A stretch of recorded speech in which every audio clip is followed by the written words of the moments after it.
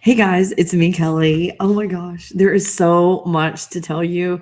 There are some secret things going on in the background right now that I can't quite tell you about yet, but there's a possibility of something really, really, really awesome happening with TruthSeekah, and we'll see where it goes. And as we have more information, of course, we're going to give it to you. But you guys just can't get enough of TruthSeekah, and he's had some experiences since the last time we talked. So I just had to have him on again and talk to you guys. So without any further ado, here is TruthSeekah.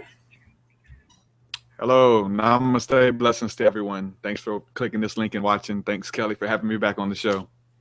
Oh, awesome. I'm glad to have you back. We're very open to a lot of things to discuss today, but definitely something because I said, what has been on your heart lately? And you were talking about the dark night of the soul, which I have kind of a concept about, but I don't know if I really have an understanding about it. I've heard other people talk about it. And when they talk about it, it's like, that's bad. Nobody should do that. But then I hear someone else talk about it and I'm like, well, that sounds beneficial.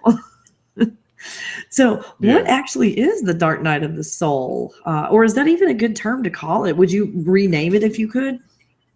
Yeah, I mean, that's a term to call it. You know, it's just everyone going through their trials and tribulation and reaching that point where you reach rock bottom. And many people call it the dark night of the soul. People just call it trials and tribulations or even rock bottom. That's a great name that a lot of people call it. And so this is something that we just want to bring encouragement to everyone who's going through that or have been through that, because when you awaken the Kundalini, when you get filled with the Holy Spirit and power, like, you're eventually going to go through that. Now, many people often start off there. So they go through, whether it's some type of abuse or drug addiction or whatever, and they reach rock bottom and they cry out for help. And then so you have this spiritual experience that comes after that, this mountaintop encounter, the state of enlightenment, and it seems like everything's good. And you go even for years like that, but then everyone will eventually go back through the cave. Even like in the Bible, where King David was on this mountaintop, and then he has to go into the cave to hide from his enemies, to hide from his adversaries. And obviously we understand that those adversaries are spiritual encounters for us that we run from and we deal with. We have to go through that a hiding place, and we feel like life is against us. We feel like God is against us. All of our family is against us, and we go through this mist of darkness. And I just want everybody to be encouraged, because it is a process that we all have to go through. All of the sages, all of the seers, all of the noted people in the Bible, and all the other holy books, you go through the dark night of the soul, and it is like this fire. It's like it's also known as the refiner's fire that you go through, and it burns off all of this stuff on you, like all of the baggage and the excess stuff that you have there that you don't need, that doesn't serve you, and it gets burnt off through this, and you come out on the other side. When we use the terms like spiritual alchemy, you are just transformed into a new person, a new being, and then you're made even as gold or fine brass or whatever. So all of the wood, hay, and stubble and things like that, that's burnt off of you, and you come out the other side with a story to tell and be able to help people who's been through that stuff. So that right there we call the dark night of the soul, and that's a good thing. So be encouraged if you're in that place, if you're like going through depression, like understand that it's for a reason and for a season, and that you're going to come out the other side with a story to tell. And we're all going through it. We've all been through it. And so, yeah, that's just the message today, just to be encouraged, because talking to so many people who are dealing with that right now, And we want to be, and help me in clarifying this, we want to be very careful that people understand what this is and what it is not. Because the things that I've learned recently, well, something I've known all my life, is psychology doesn't work. Okay, sit down, let's talk about your childhood. And it's like, well, my goodness. And then it gets worse, and you never get better, and then you get stuck in this place. Through Dwayne, what he helped me to do is basically access God consciousness, go into my past, take myself out of these horrible situations that I was in, and that hurt me, it hurt my heart and all that, and do healing. That I don't see that at all being the dark night of the soul. And anything along those lines, let's talk about your childhood. It's more like I went through what I think was the dark night of the soul. You tell me if this is what it is. I was living my life a certain way, and it wasn't really great. I made a whole lot of horrible mistakes in a row, which got my life into an awful place. I ended up divorced and a single mom, lashing out at the world, doing what everybody else does. It's always someone else's fault. Someone else is to blame for everything that's going on with me right now. It's everybody's fault. I was going through that. And then all of a sudden you hit a wall. Like, you can't blame anybody else, Kelly. It's so clear it's you and it's not everybody else. And all of a sudden you have to, not physically, but look at yourself in the mirror and see what you really are doing and what is really going on, and be truthful with yourself instead of lying to yourself that I'm not really doing that. And that's what keeps you in that state of making bad decisions. Is that, am I correct, or am I close to it? Because it was hard. It was one of the hardest things in the world to admit, ooh, I could be like an awful person making awful choices, and I'm the one doing that. It's not everybody else's fault. It's me. But then when I went through it, and it didn't take very long, it only took a day or two.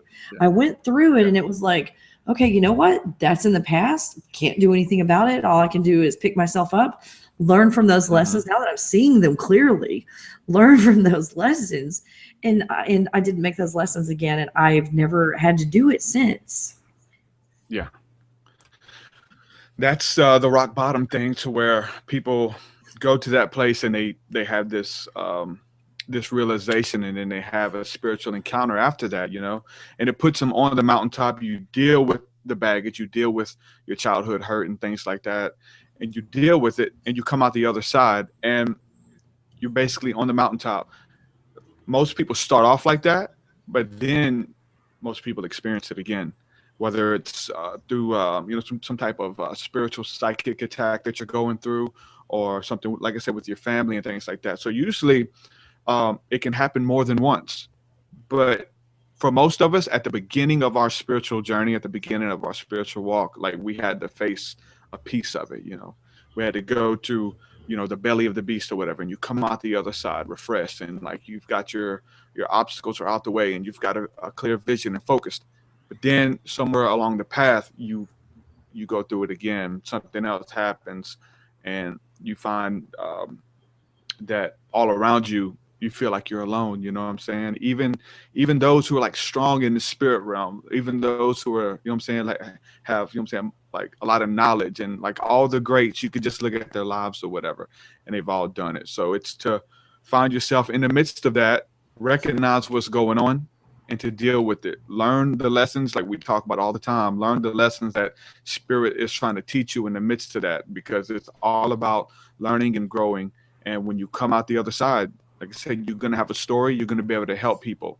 And so like attracts like. And so once you come on the other side, so whether it's someone addicted to drugs, someone dealing with, addiction, you're going to be able to help people who are dealing with, drug addiction, those who are going through the midst of religion, and it gets real nasty and real crazy, and you see religion for what it is, whether it's Christianity or, Islam or something like that. When you come out of that, you're going to be able to help people who are still stuck in the midst of that religion, and who are going to be going through the same obstacles that you're going through. So basically, whatever you're going through, whatever it is, understand that it's all for a reason and for a season. It's not going to last forever. Tough times don't last, but tough people always do. So be encouraged, man. I like that. Hey, you should go quote yourself. That's fantastic. Now, when you say someone needs to deal with their problems, could a substitute word be take responsibility for it? And well, it just depends, because obviously we've all got to do that, but a lot of us are still healing, are still dealing with those childhood hurts. We're still dealing with pain from the past that we didn't cause, that we're like a victim, and we have to deal with it. We have to walk in forgiveness. We have to go to that point of pain. And that's the hard part, because we try to suppress it with the drug addiction, with sex, with lust, you know, all these type of things. We try to fill that void and that hurt, which we have to go to the point of pain, like you're talking about. And once we go there, and we just speak healing there. We go to that point, we find healing, and we deal with the past. And that's like the whole thing dealing with time travel. Is you go there, you minister healing, you find healing, and it's as though it never happened. Whether it's something that you brought upon yourself or something where you actually played the victim in. So we go to that point of pain, we receive healing, and then our present life, it's like it never happened. You have no memory of it, no recollection. It no longer serves you, and you deal with it. But if you don't, we see people 50, 60 years old, 70 years older, they go to the grave still responding from something that happened to them when they were 8 years old, 13 years old, still dealing with that, still bitter, still treating people a certain type of way, whether it's, you know, always getting angry or being short with people because they're still responding from something that happened years ago. So that's when we have to deal with that. And so we have to go through that you know, place of darkness to do so. And I encourage everyone to do it. And many people are there now, and they're dealing with this. They're saying, you know, I'm saying, why is this happening to me? Why am I going through this? Does God love me? Like, the world is wicked, the world is dark, you know, all this type of things. So you have to get to that point to where you just call out for help. You cry out for help. And that's why, you know, there's certain healers and there's certain mystics and spiritual warriors who are set up there. There's certain channels like this, you know what I'm saying? They read the title of the video and they come here and they want help. And so we're here to provide help. We're here to kind of coach you through that and kind of lead you through that. So a lot of times you have to get to this point to where you call out for help. You ask for help. You ask for answers, and not try to do it on your own. Because like we try to do it on our own. Like a lot of times we're just stuck in that same rut. And we just have to call out to like a higher power or someone who is a servant of the higher power as well. That's why mystics, prophets, seers, sages, indigos, all that stuff is here to help you and to serve you. We've got a question. This is a good question. They always come up with the best questions. When you say dark night of the soul, are you saying your lifetime now, or the struggles in past lives are included in that? That's a good question. Never thought about that. Yeah, I'm speaking personally from you know, this life, because I think for one, we're still dealing with things with this life. Like if we need to go into the past lives, I mean, there's people for that as well. But what I'm speaking of is different hurts and traumas that we're dealing with in this life that we have to deal with, you know. And they say also, is the dark night of the soul always extremely negative? I mean, for me, there wasn't anything good in there that I was dealing with. What's your take on that?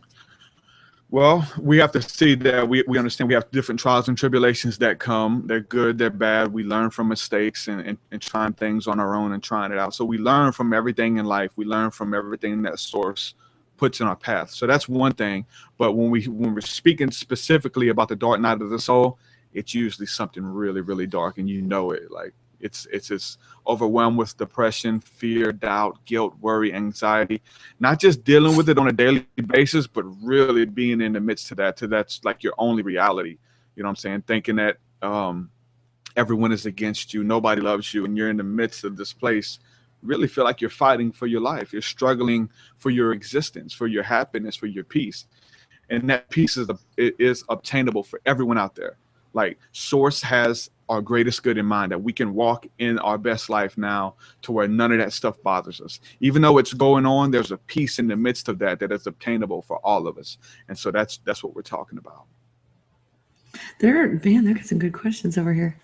Now one of them, the last interview that we had, there was a tragedy that happened with your family this last month, and I had a similar tragedy over here. Someone just commented, TruthSeekah, condolences for the passing of your dog. They wanted to give you condolences and let you know. Yeah. Of course, I put that on Facebook to help. So how's your family been after the passing? I mean, it was rough. It was like a family member. It was our family dog. I think he was right at 15 now, and this little lapdog, man. I mean, we haven't been the same since. You know, a piece of us, you know, passed on that day. But it's for us, man, for my daughter. You know what I'm saying? That's something that she had to deal with, and it's with that comes questions. Just like when we lose someone, why did God let this happen? If there's a loving God that loves me, why did He let my best friend die? And my daughter said that was her best friend, you know, and he passed on, and so we have to deal with that, and I have to be there as a father to minister to that, you know what I'm saying, to love on her and to show, and you know what I'm saying, teach her about the cycle of life, and that, you know what I'm saying, those who come, like, we're going to be reconnected through source and things like that, and just find some solace in the midst of that. Because if we don't, this is also what we're talking about, childhood wounds, and she could go on and be 30 years old and still suffering from the loss of her dog, the loss of her pet, you know what I'm saying? So small things like that you may not even think of. I remember my mom, I was talking to my mom when I was younger. I was a teenager, and I was going through some things, and I was a troubled teen, but my mom called me stupid, you know, and that affected me. My mom calling me stupid, and that after I went on kind of believing that I'm stupid, my mom doesn't love me, you know what I'm saying? And I even heard I was eavesdropping when I was a teenager on a conversation my mom was having with someone, and she was saying how I was a mistake, and that how she wanted to abort me and things like that. And I heard that, and so as a teenager, that really messed me up. I was like, God, Lee, man, she definitely doesn't love me. I'm not even supposed to be here. And so until I had understanding, and most teenagers don't really have understanding, you know. So I heard that, and I had to deal with it. I had to understand that I'm here for a reason. The Most High, Source Power, has a plan for me. All of you guys are here for a reason. You know what I'm saying? So that's the stuff we're talking about. Little things like that we hear, and it affects the way that we see the world and we see ourselves. We have to deal with that. Yeah, this video game we're in kind of hurts sometimes. Yeah, a video game. I'm using the same words, man. It's a game. It really is. And there's rules to this game. Just like every board game that you get, it comes with rules, you know. And there's different things that work. There's different things that help you get to the next level. And it operates on rules and regulations. And so when we learn those rules, when we learn how to play the game, it becomes a lot more fun. Because you're sitting out playing a game that you have no idea how to play. You learn to play it. You learn that your words have power. You learn how to speak to people and how to get, you know what I'm saying, how manifestation works, how the law of attraction works, how universal law works. And so all of this is things that you guys watching need to be understanding. You need to be looking up all of this stuff. Universal law, man, because the universe, this life, this world, it has laws, rules, and regulations. And when we learn those things, then we walk in manifestation, then we walk in power, and we learn that our words have power. All of these little things like that. Abracadabra, you create it as you speak it. There's power in that. It really is. And so, I mean, even with that tangent, like, people are still in this situation because they're speaking it over themselves. Their words have power. I'm never going to amount to anything. I'm always going to be broke. I'll always be stuck at this dead-end job. I didn't do this. And they're just speaking it and creating it as they speak it. You could be in the midst of that situation and begin to speak to the things that are not as though they were. You could be there, and you, like, if you're in that the midst of that, start speaking blessings. Start speaking positive affirmations over yourself. And on my life, I stake my whole life on it, that your situation will change as you begin to see the things that you're dealing with, the goals and dreams in life. You just begin to speak to those things, and they'll begin to change. As your view of those things change, those things will change. It's what it's all about, man. That's how manifestation works. It's magic. It really is, but it is the laws of the universe. I have to confess. I mean, you have a confession booth, because I have to make a confession to you. Go ahead. I stole one of Eric's meat suit. No, but I'm telling everybody I stole it from you, so they know where it came from. And I probably stole it from someone else. I have no idea. Probably. But I've been using the word meat suit because it completely describes what we're in, is a meat suit. And you don't realize that. When I was away from television so long, in radios, you know, on the radio, if there's not a song on, I switch it. I don't just sit there and listen to commercials. If there's commercials, I turn them off. Yeah. But I wasn't paying attention, and there was a commercial that came on. do you have unsightly spider veins and varicose veins? And you know, and it was like, what? I didn't feel bad. I've got, just like a little thingy right here from when I crossed my legs all those years. It's like, it doesn't bother me any. But all of a sudden I became very self-conscious about this little thing that's a ½ inch long right here on my leg. It's, that my tan covers it up. You can't even see it. But all of a sudden I was like worried about my meat suit and the condition of my meat suit over a stupid commercial. So I can see how people get drawn in so easily that the only thing that matters is this meat suit. And if this meat suit is perfect, people will accept you as a friend, or will listen to you, or whatever, will love you if you're perfect. Well, I don't know. Meat suits. Oh, yeah. You have problems. Yeah, it's those who are caught up on the cares of this world. You know what I'm saying? That life is so much more than that. And yeah, those things, I mean, it's different for everyone. I had someone tell me, and I guess they thought they were helping me, but they were telling me that, hey, man, all those fans you have and all those people who follow you on Facebook and everyone who buys your music, they're not your real friends, man. They're just there because, you're blowing up right now, or you're doing good music, and they want to be there when it happens. And I was like, that's not the truth, though. Like, I have some, like, my fans and like the community that I'm a part of, they genuinely love me, and I love them. And so we're like connected with things different than even music. There's people, like you were saying before we got into the discussion, that there are people who support me and support what I'm doing, and it has nothing to do with the music. They don't even listen to my type of music, but they understand the knowledge and information that comes. So I had to say, like, is he right? Like, am I going to believe this? And so that's what that's called, is an ungodly belief. And I can tie myself to that. You know what, man? These people are shallow. If I stop doing music, no one would listen to me. You know what I'm saying? If I stop doing this, no one would be my friend. And you can get in the midst of that and start getting depressed to believe that. And I know everybody here listening, they're like offended that someone would say that, you know what I'm saying? Because we have a friendship and a mutual bond, even, people like you. And so, that's the thing. So when this stuff comes from the outside, like, you have to understand, are you going to believe it? Are you going to let it serve you, and things like that? And so once we tie ourselves to that agreement, it could be detrimental. It's like, I'm saying, when my mama said, you're stupid, you're never going to amount to anything. I could have accepted that, and walked in that, and that could have been my destiny. That could have been my reality, but it's not. And so even those of you watching now, like, that has been said about you, that you're never going to amount to anything. You'll never be anybody, and I want to say that those are lies and accusations that don't serve you, and that they don't come from source. And so, right now, I just speak peace and blessings over everyone watching this, to know that God, that source, that the Elohim have a plan for you, and it is to bless you. It is not to harm you. It's to prosper you, and that the things that you want, the desires of your heart, they're going to be fulfilled. So just begin to take those steps and to come in agreement with those things, man. And I swear, just start speaking them over your life. Write them down. I've got this thing in my bathroom. It's a thing. It's a mirror.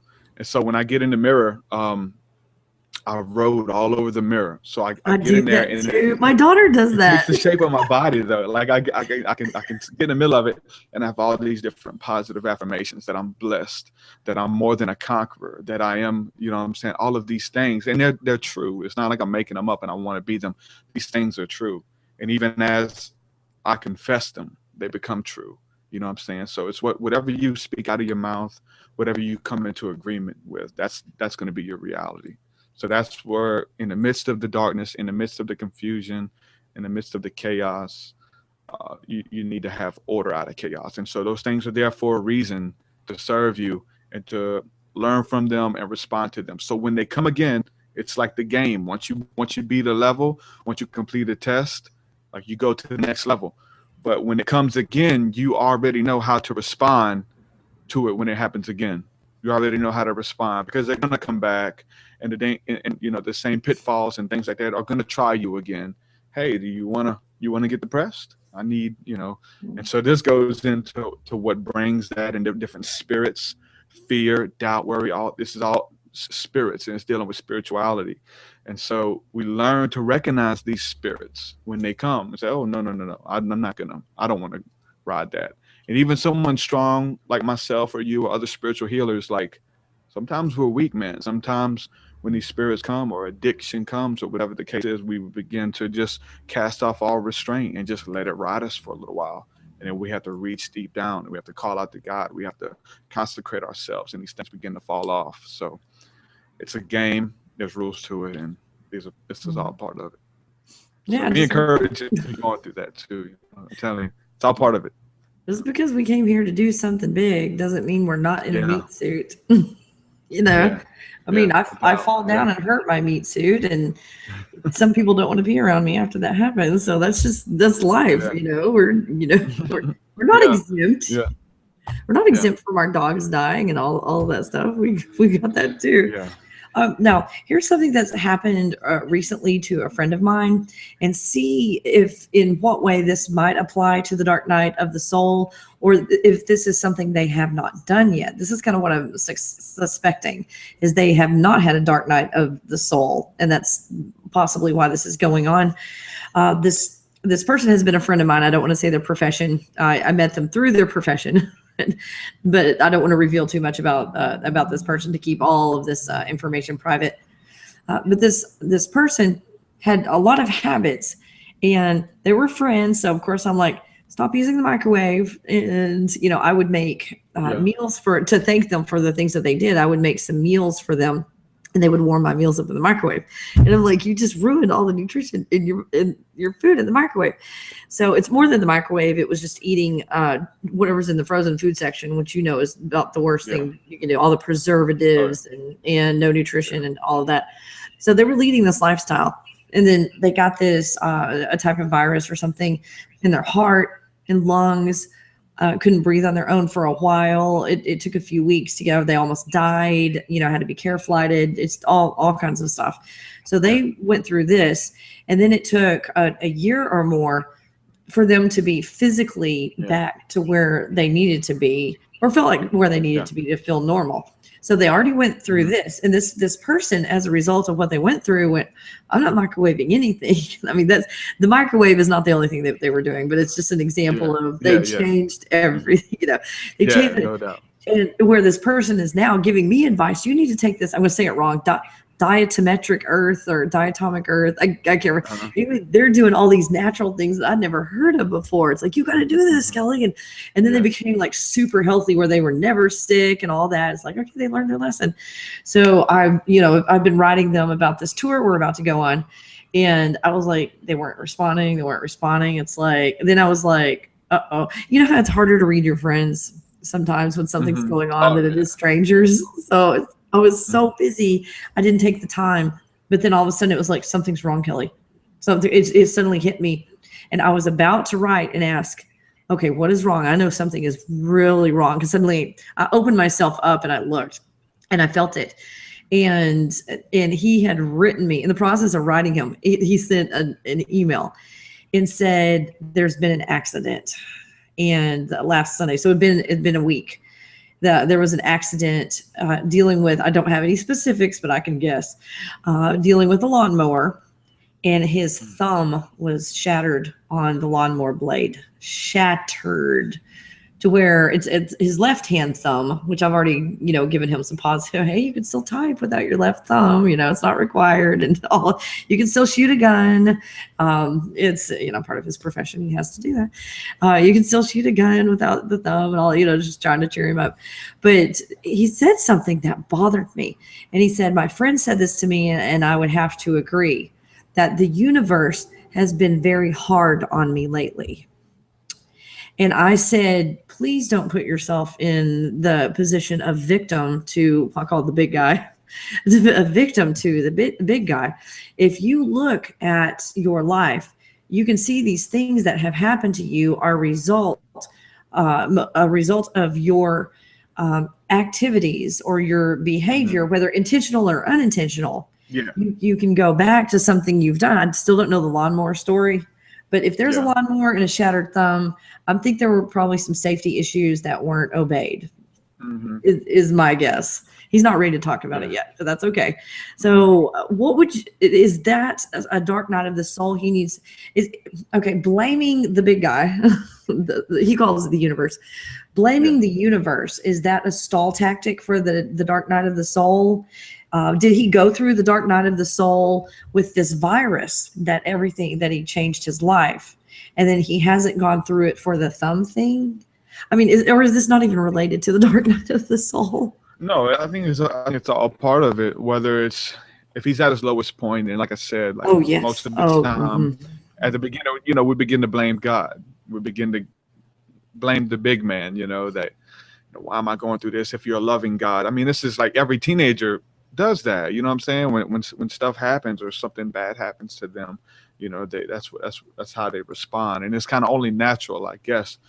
But it's how we respond to it, and I don't.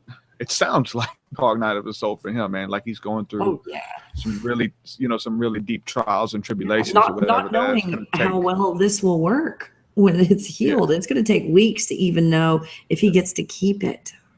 You know what I mean? It's that bad. That bad. Yeah. And it's just how he responds to that. It really is how. Because I mean. I guess just use your imagination. Like, how many different ways can you respond to that? Whether it's, given, pain pills or whatever to deal with the pain and go down that road. There's so many different roads that you can go down, but it's like understanding your goals and just not letting it harm you or hurt you or hinder you. Use it as spiritual alchemy and move to the next level, no matter what it is. There's we can all complain about anything. Like there's stuff that happens every day, and I want to complain about it, but I don't. I can't. I have artists that I work with who have stolen money from me. People who were supposed to be on my album I just released, and big names at that. People with a huge fan base, bigger than mine, that I paid them money to cover their studio time and some money extra for doing a feature, and it never happened. And I want to do videos. I wanted to tell people to stay away from these guys and all that, but I'm like, you know what? I'm not even going to go there. I don't want to bring that energy on me. I don't want to go down that road. I don't want to walk down that path or whatever. So even though that happened or whatever, like I can respond negatively. I can call him every name in the book through a PM on Facebook or a video, or even do a song. People do songs about that, dissing them and calling them out. I'm not going down that path. Whatever. Karma. I believe in karma. I believe that you reap what you sow, and that you're gonna have to pay for that. You know what I'm saying? So it's all about how we respond to those who are, trying to bring us down. And misery loves, what I'm saying? Misery loves company on top of that. So that person who said that to them about the universe bringing them down, who knows? That person might be an atheist. You know what I'm saying? That person might not believe in anything. And so, or they went to church where God punishes you if you do things. I mean, that's what I was thinking, and I'm like, he's one of the best people I know. That's why he's my friend, But everybody's in a meat suit, So there's probably things that he never tells me that possibly he might have some guilt over and think maybe this is a punishment for some things. I don't know. I think, well, you're right though. That's how we all look at it. Early on, we think we're being punished. Especially me, like you said, dealing with the church stuff, man. They tell you if you're not paying them a certain amount of money, then God's going to punish you. So I began to look for God to punish me because I didn't have the money to pay, like the tithing and the stuff like that. Like you owe God and stuff, and that's like some of the biggest heretical witchcraft that's out there. That's deeper than Anton LaVey type stuff. You know what I'm saying? All these rituals and stuff, like what they're doing to the minds and hearts of people is dark. And so, because I began to view God and view life through that, I began to look for bad things to happen. And guess what? The way the universe works, universal law, you find what you're looking for. And I begin to find all of these bad things happening. I begin to find my car breaking down, my motor blowing up, my God's got to get you. He's got it. So, and they told me that, like they preach that from the pulpit to the masses and stuff. And some, what I'm saying? Like a lot of them are a little bit more nicer when they say it. They say it, but it's still planted. They're still planting that seed there. So when you leave, you're like, you know what? I got to do what I can to pay God this money, or God's going to get me. And because you're a sinner, and it must have been one of those sins I didn't know about, and I'm being punished for something. You know, the sins, yep, all that stuff, man. Yeah. It says, what, wait, where, I'm trying to, what if I cannot remember my childhood experiences? How do I deal with those negative experiences that I can't remember? And this might be not up your alley, but Yeah, no, I mean, a lot of it we don't know. It's not like we go every day remembering what happened. Like we suppress it, and sometimes we have to go under hypnosis or be led on a guided meditation to go down, and that stuff comes up, you know, with the intent of finding it. And when you do that, you're like remembering stuff that happened, like different traumas. Like I'm claustrophobic right now because I used to be, my brother like would lock me in drawers and stuff when I was a kid. You know, those fold out beds and stuff. My cousin would fold out the bed that goes into a couch, and they would put it back into the couch, and we're stuck in the middle of it. So I'm claustrophobic, you know. So I'm dealing with the stuff that happened back then. I would go insane. That's something. Oh my god. My God, you know. So different traumas that happen to me. So it's not that like every time I get in a tight space, I'm remembering what happened. Sometimes it's like that, but sometimes we have to go in through meditation, through prayer, through a spirit guide or something like that to reveal to us the things that are still leeching onto us and still harming us to live my best life now.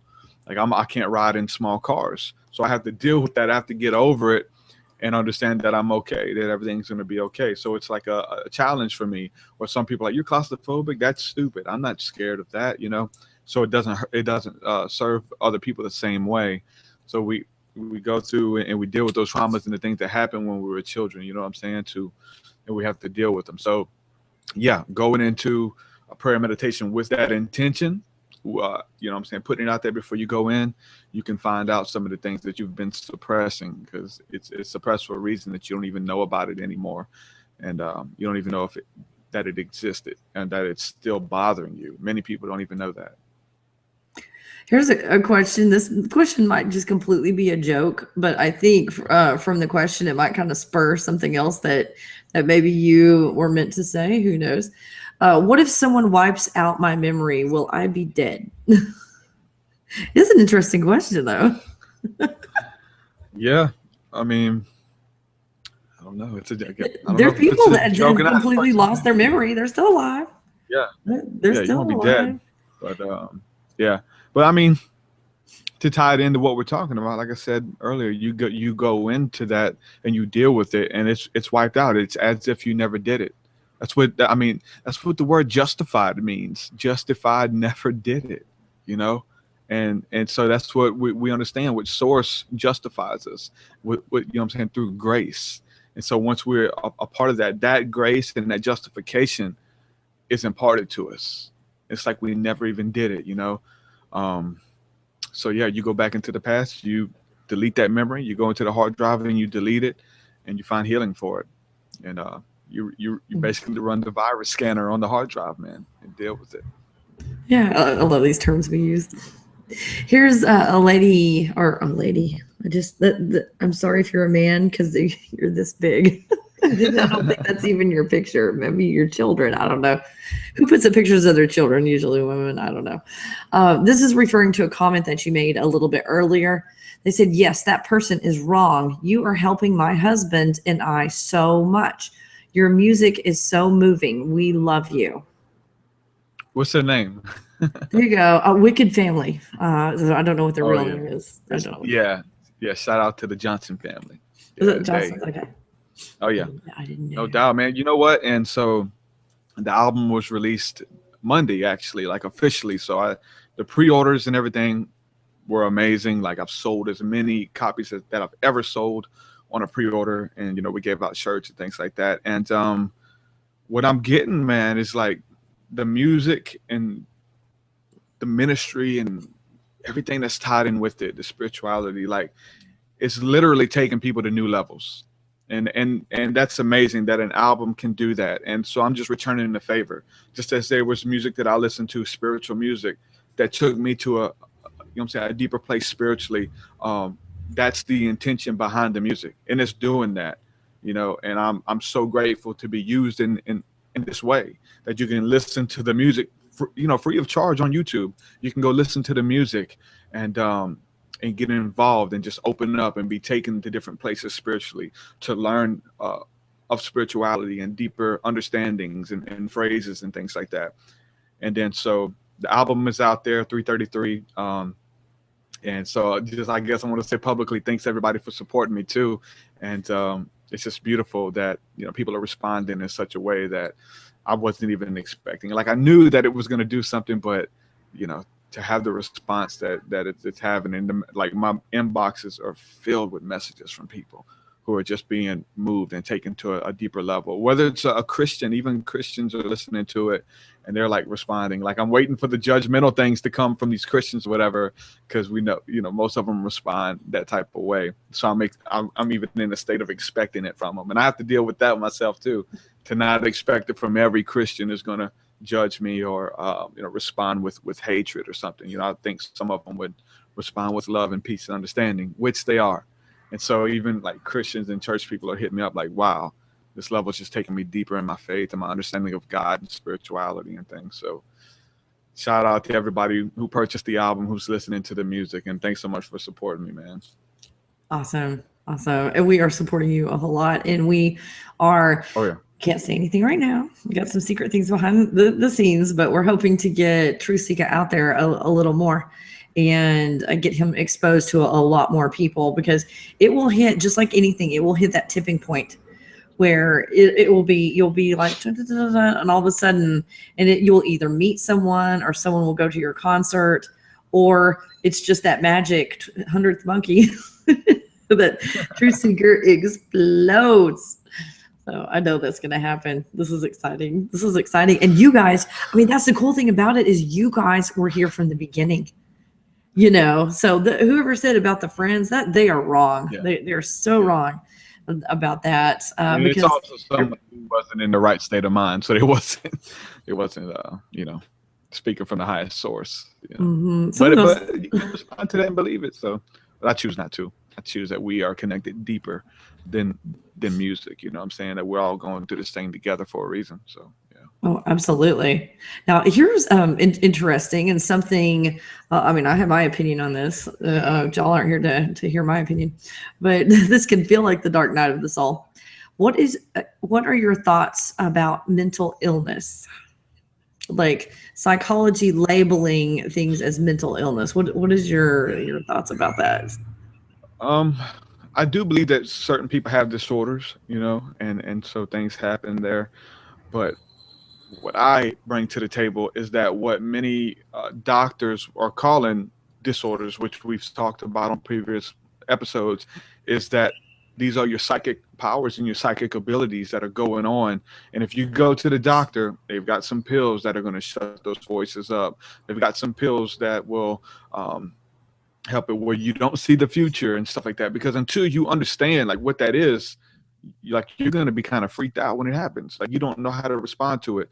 We don't have teachers there. You know, we don't, you know what I'm saying? We don't go to school learning how to respond to our divinity. That's a part of us. You know what I'm saying? We're spiritual beings in this meat suit, but we have giftings, talents, and abilities that we can hear people's thoughts. We can know things that are going to happen, and they're not as plain. Like, you don't have. It's usually not source speaking to you like, Derek, I'm going to speak to you about what's going to happen. It doesn't happen like that. It is very weird, and it's part of the game for us to search and to seek. What does this mean?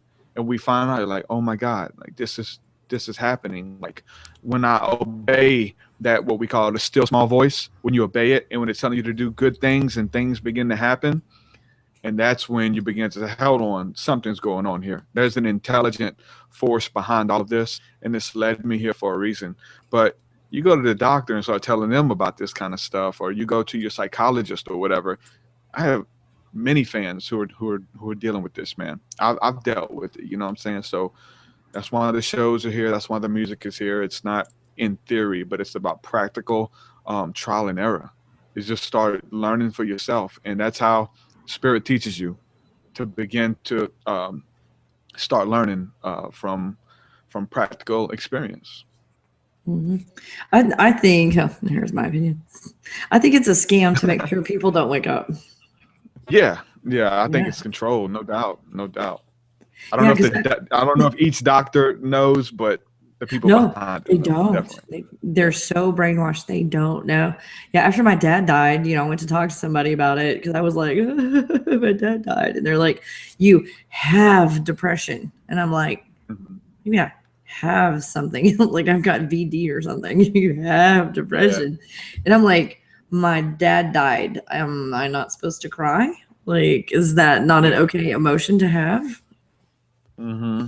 It's like, really? And so, the medication deals with the symptoms. It doesn't deal with the root of the problem. You know what I'm saying? So you can take medications that will make you feel better or make you feel numb or whatever the case is, but it doesn't go down to the root of the problem. That's what substance does. That's what alcohol does. That's what, drug abuse does, is you can be taken from that place of pain. You can be taken to another place for a certain amount of time.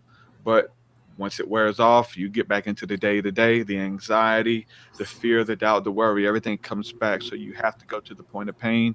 And you have to deal with what's ailing you. You have to deal with that, whether it's lies that you've accumulated over the years and you begin to, believe in things like that. You have to deal with them. And there's practical experience. There's biblical experiences like spirituality and all the holy books that prove this very thing, man. One thing that happened to me recently, now I'm not an alcoholic AA meeting kind of person. I would call myself normal as far as alcohol consumption goes, I wouldn't have been able to do this. I'm going to give everybody information after it's all over with. I'm going to do a whole video on all this. I'm doing a type of cleanse to my body I've never done before. It has been a wild ride, I tell you that. But during this 3-week period, I have 2 weeks left. Today it's officially 2 weeks. So I can't have alcohol during this process because alcohol goes against everything. It's not only a cleansing, but a boosting of the immune system. And, alcohol has a lot of sugar in it.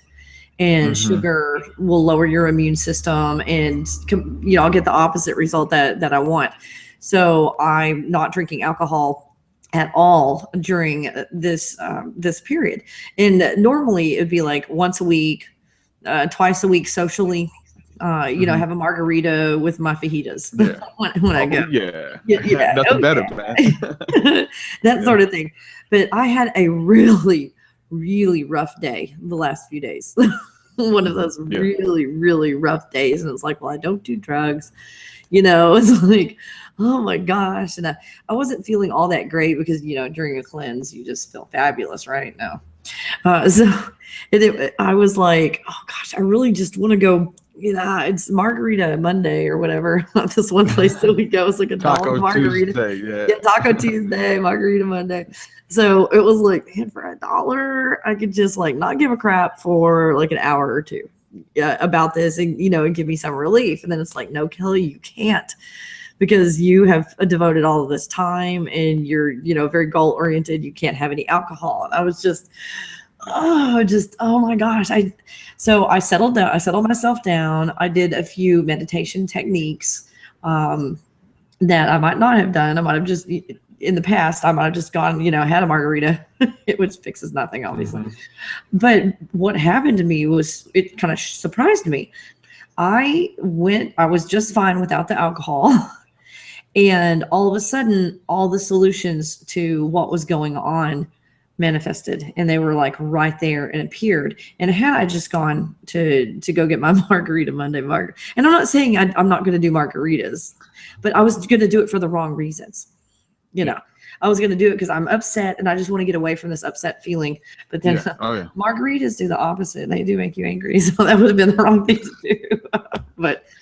But yeah, things changed when I didn't go have a margarita to fix my problems. So what is your feeling about alcohol and just, because when it's social and you don't have too much, I don't see there's much of a problem with it. If you do, like, I want what I wanted to do, because this wasn't a normal bad day. This is like, one of the worst things that's happened in the last 3 years. It was one of those kind of days. Yeah. Well, I think everybody's different too. Like, if you don't struggle with it, if it's not an addiction, like whatever I say right now, it can, everybody's different, because I know a lot of people struggling with alcohol addiction. So, but yeah, I mean, in general, alcohol, no, it's not bad. I enjoy an occasional, margarita or two, but Is there a you know, dollar? I, Why not? Not if they're $8. yeah, no, It's a one drink, I not think if they're $8. yeah, I think it's okay, but you have to, you have to use caution and things like that. So someone who is dealing with alcohol addiction or trying to find freedom in that, they can't have anything to do with it. They think it's demonic, in general, like church people, a lot of church people were people who were addicted to substance at this point. Right. So, and so church for them replaced the alcohol and things. So, they can't touch it. If they touch it, they'll go right back to it. And they know that. And so they can't touch it right now. I mean, I went through that same phase. I thought that if I consumed alcohol again, that demons would take me back to that place that I was in, that darkness, because alcohol was a part of it at the time. And so I had to go through gradually have a sip of wine, a wine cooler, it was the point I was drinking a couple wine coolers or something, everybody's drinking. And you didn't get struck by lightning, it was okay. Yeah. So I had to learn that. I thought that was going to happen, but I was like hypersensitive when I came out of that.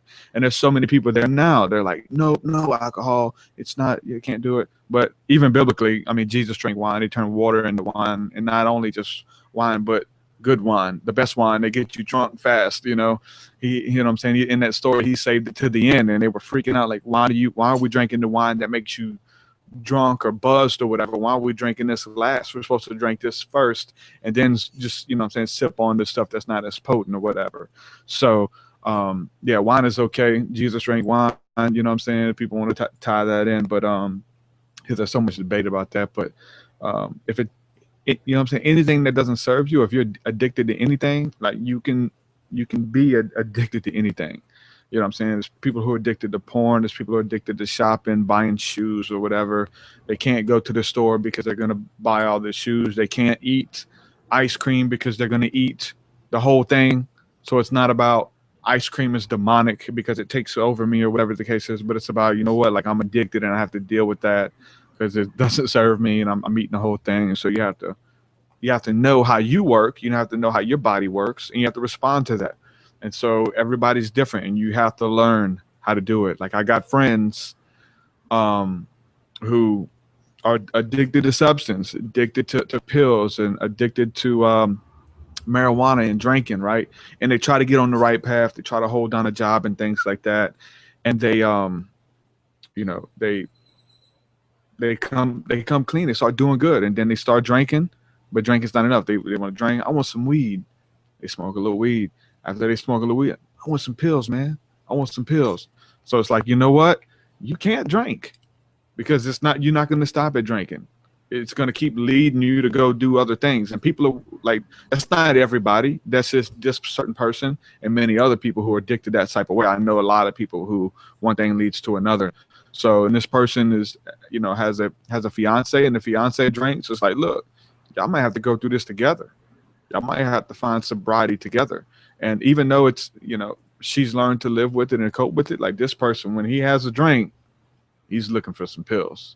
Other than that, he's pretty fine. So you have to understand how your body works, your addictions work and things like that. I learned mine with the same thing with the fast food and the eating meat and things like that. I have to cut it totally out of my diet, totally out. Like if I want to become a vegetarian and eat greens and things like that, like I have to totally cut it out. I can't do it every now and then. I can't eat fish because I'll just start making these excuses up to myself. Steak is delicious. Okay, well, steak is delicious. It is delicious. It is, man. But like I start telling myself that like I'd feel too heavy, so I don't eat it. It's that instant gratification too. I won't be able to stop. I like tell myself like what is it? Taco Bell's not even real meat. So I can go eat it. It's fake. You know what I'm saying? I'll try to convince myself to go so that I'm okay. But say, you know what? I can't. I'm not eating none of it. I can't, because if I do, which I'll just start eating meat again, and I can't do that. I'll start slamming on weight, and spiritually for the things that I'm doing, I was told not to. And so, I have to learn how I respond And other people, they can say, okay, just know me, you know, I'm just gonna, you know, go clean. I can eat it once a week or something. That I have to eliminate that whole option. Like, that has to be eliminated. So everybody has to, you know, understand how they work and, you know, what works for them. And once you know, people go years before they able to learn that and to respond, you know, that type of way. So I'm sorry, Truth Seekers is Kill watching. I time. had unmuted myself, but he's probably laughing. Apollo, seriously, get down. Get down. He's up on something. He never climbs on anything. He jumped up on this place where there's a lot of breakable. Get downer, more. Apollo. Oh, sorry, I did that on camera. I was trying not to do that. Down. He's never done that before. What is wrong with my cat? He's up there where all these, all the dragons are. My husband has a dragon collection. Oh, good grief. cool. What is wrong with that cat? Oh, good grief. Here's a question. This is really interesting, and it moved. Okay, here we go. I finally found it. And this has like 6, or I call them thumbs ups, but pluses. There's always talk that there are a lot of that there is a lot of disinformation out there. What is some of the disinformation out there regarding consciousness and awakening that we should watch out for? There's a lot. There is a lot, and we can, you know, open up a can of worms here. But I think some people have the gift of discernment, where they can just see something and already know in their spirit that, you know, this person is telling a lie, or this person isn't telling the truth. And but you know, other people are not so are not so privileged to do that, and they have to find out by other means. I will say, in identifying a cult, whether it's a church cult, whether it's a New Age cult, or just a person that you're involved with, the number one way to find out if you're involved with a cult or this person is culty, which cults are okay, but it's a cult that's, you know, they are leading you down the wrong path or whatever, even though they're kind of wooing you with knowledge and information. The number one way to find out is if this person claims to be the way. Like, if this person says that they are the only way and they are the only one that has the information, to stay away from all of these people, because I'm the only one that leads you to the truth.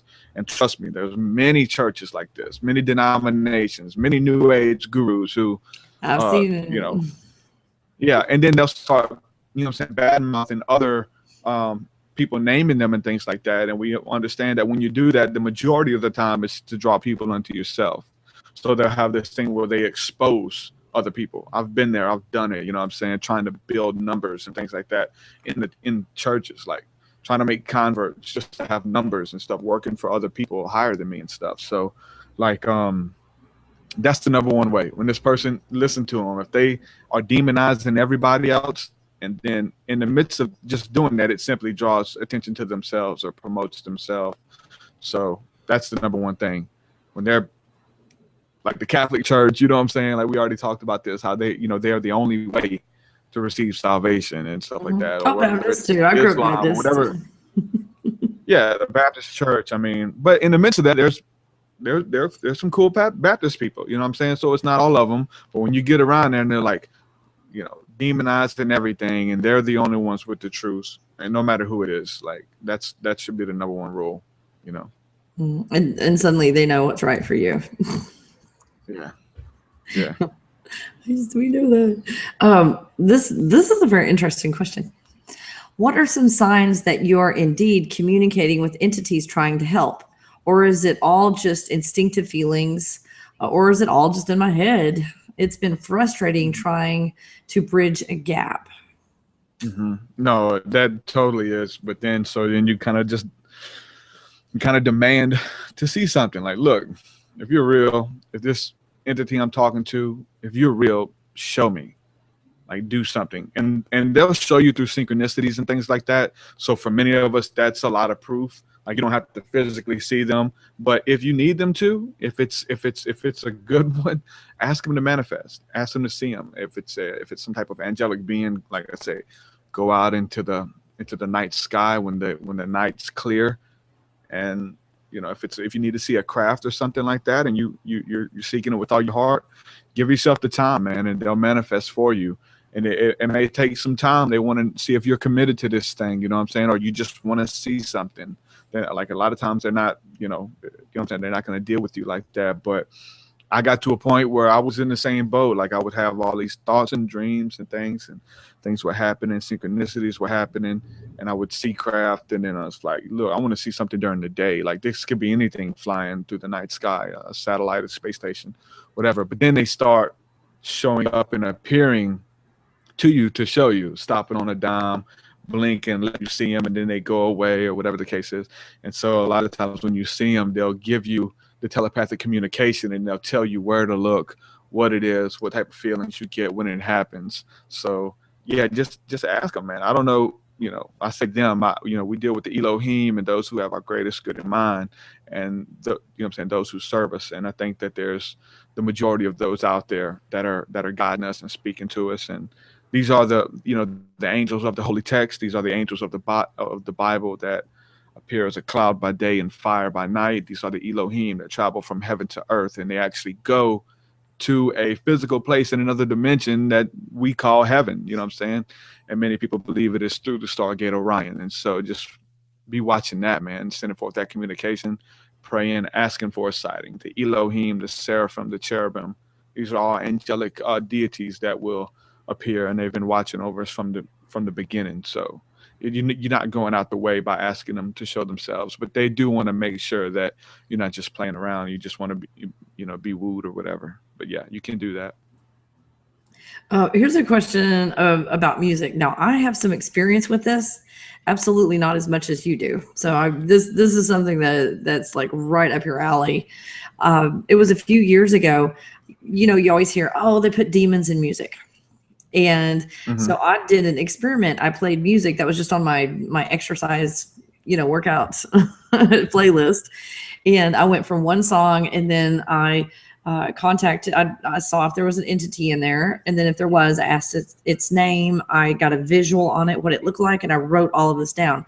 And in every video, and there was one by Nicki Minaj that was the scariest one of all of them. The entity that was in there was awful.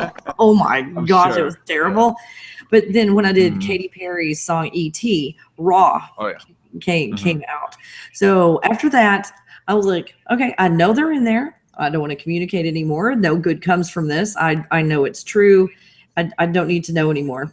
But the question is, this is a different angle on it. Interesting. When I have a song stuck in my head, would the subliminal entities be there too, even when there's no music playing? Yeah. Oh yeah. Ooh.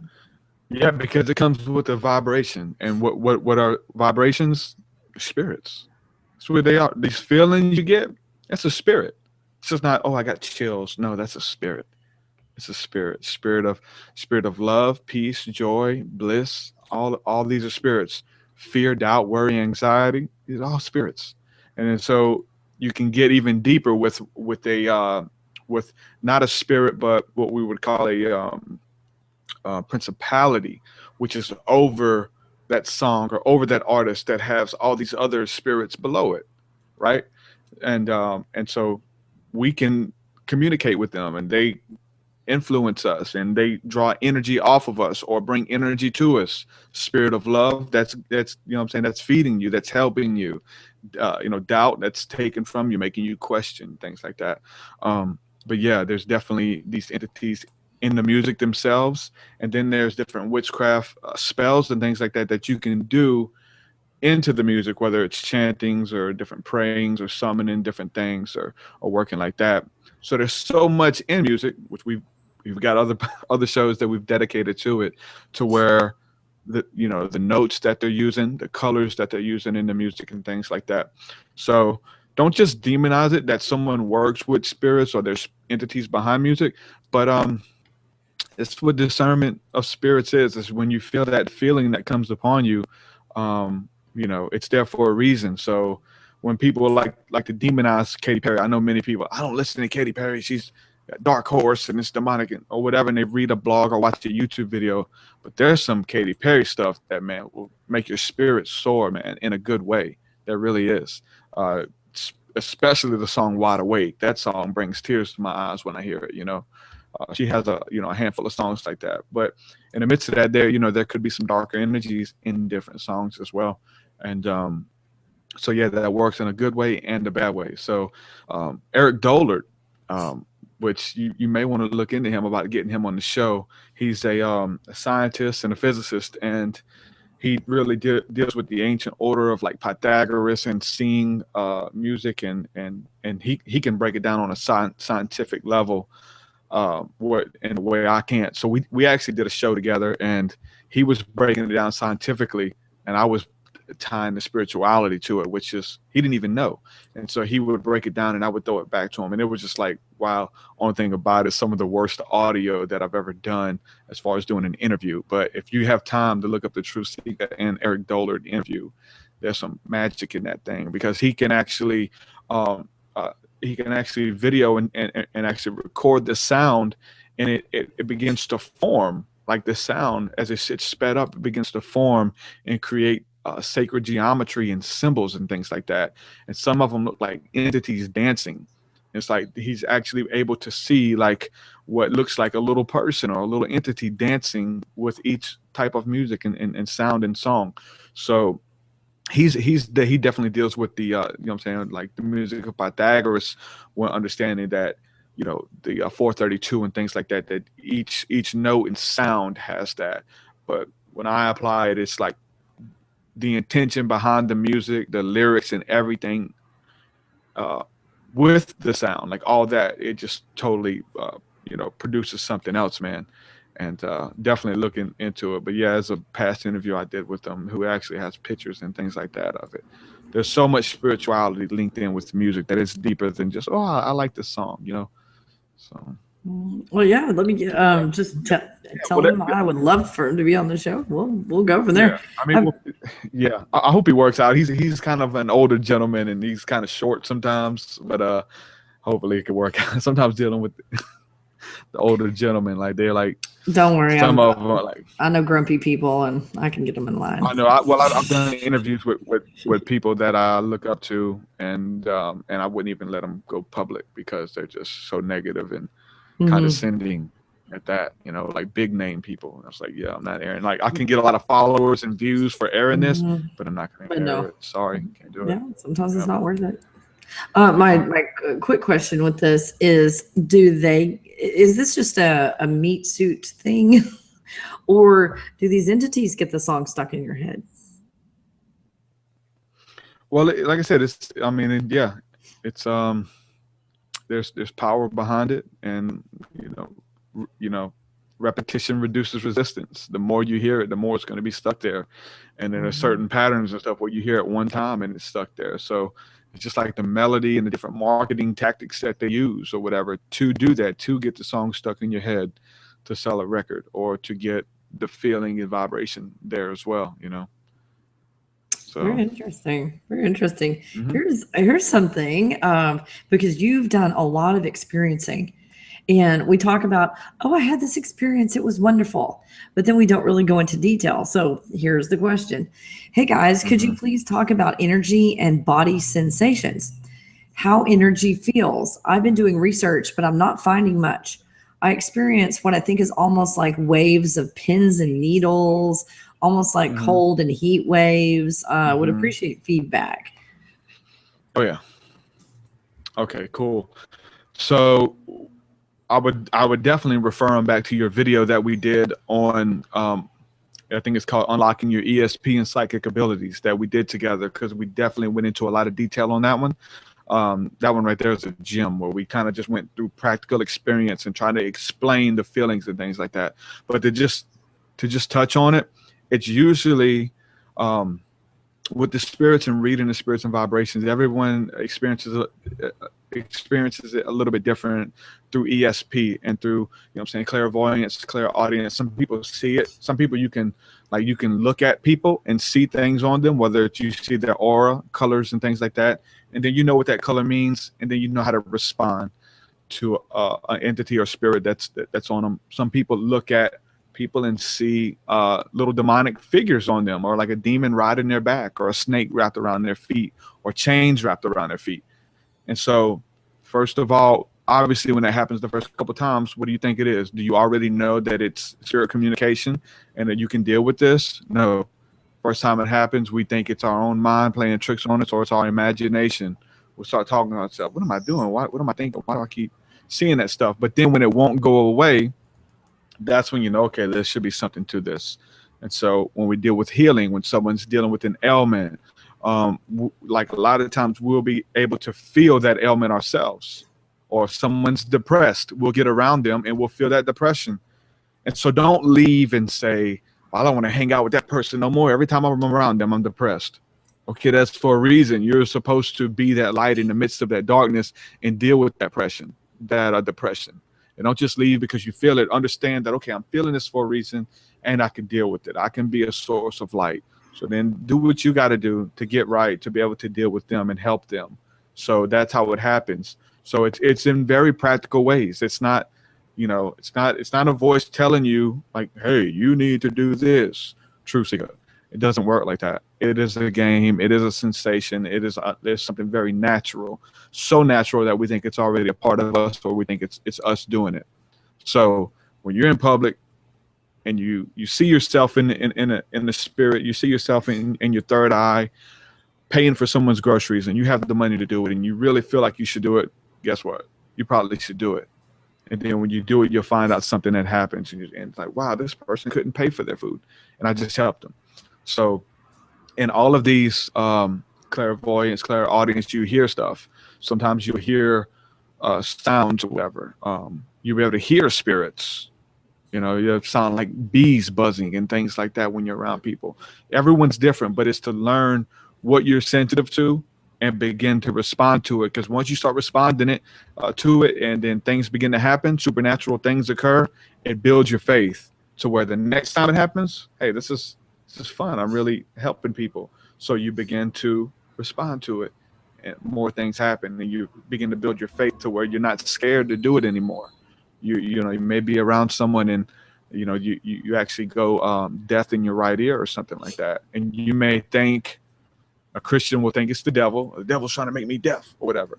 You may think it's just an ailment. You may schedule a doctor's appointment or whatever the case is. But what I'm telling you is to try to respond, look around, and you may see someone with a hearing aid. As you go deaf or numb in that ear, someone may have a hearing aid. And just go up and then just engage them. Hey, how are you doing? And then it's up to you to take that situation and whether you want to pray for them or speak healing into their ear, put your hand upon their ear, see yourself healing them, speak to that ailment, and speak to that spirit that's got them deaf, and pull it out. That's what Jesus did, man. This is what the sages and seers did, and this is what we're doing.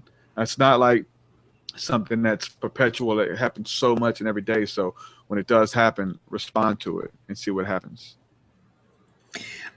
Before I had this upgrade thing and then this beam of golden light around me all the time, before that happened, I used more along the lines of what I would think was on the level of Reiki, although I wasn't completely doing it because, you know, I'm not like a master Reiki, whatchamacallit, and have a certificate on my wall or anything. But from people who've done Reiki, they explain it about the same way. I read the Reconnection by Dr. Erich Pearl. When I started to feel activated, it felt tingly. Not as much like needles poking you, because that kind of hurts. That's a different sensation. But it was more like sparks of electricity as opposed to needles. I felt that throughout my body. When I did in the book what it told you to do, I activated my daughter. When I did that, she held up her hand and she said it felt like needles coming through her hand. When I would put up my hand or send energy to someone, it felt like a waves, like whoo, whoo. Yeah. Now my body didn't do that. I'm just saying that's what it felt like coming out of my hand, like vroom, vroom. And now your body will.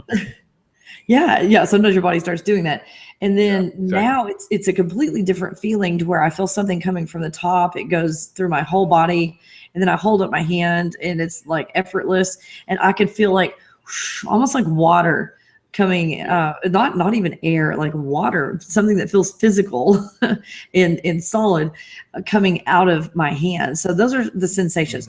When you heal, and think about when you do this in person compared to over a distance, like on the internet. What is the first thing that you start? Does your crown chakra start to tingle? Like what's it? And if there are differences between being in person and, let us know the differences, but what are the sensations your body has? Yeah. In person, it's just a whole different feeling in person, but we can do it through distance healing as well. And so in the sessions that I do, it's like, definitely your right hand is used to project. So if you want to bless someone, you do it with your right hand, right? If you want to speak something over someone, you do it with your right hand, because that's how you project. And how you receive is with your left hand. You can actually feel it. So you have the energy, you can speak the blessing, you can touch someone with your right hand, and this is how they did it in the scriptures as well. So you can put your hand on someone's neck, and you can pray over them and speak something into existence. You can transfer spirits this way, or you can pull it with your left hand.